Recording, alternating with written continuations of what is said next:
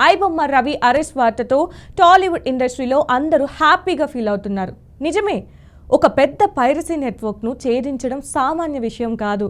కానీ టెక్నాలజీ తెలిసిన వాళ్ళు, సైబర్ క్రైమ్ విశ్లేషకులు మాత్రం ఇది కేవలం ఆరంభం మాత్రమే అంటున్నారు.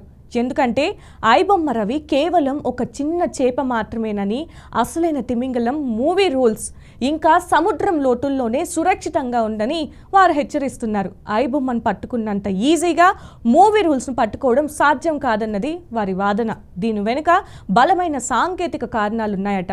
ఐబొమ్మ రవి వాడిన టెక్నాలజీ, ఆపరేషన్స్ అన్నీ ఒక పరిధిలో ఉన్నాయి కాబట్టి పోలీసులకు ఆధారాలతో దొరికిపోయాడు. కానీ మూవీ రూల్స్ కథ వేరు. ఇక్కడ మరో క్లిష్టమైన విషయం ఏంటంటే, మనం సినిమా డౌన్లోడ్ చేసుకుంటున్న అదే సమయంలో మనకు తెలియకుండానే మన సిస్టమ్ నుంచి ఆ ఫైల్ ముక్కలు వేరే యూజర్కి అప్లోడ్ అవుతుంటాయి.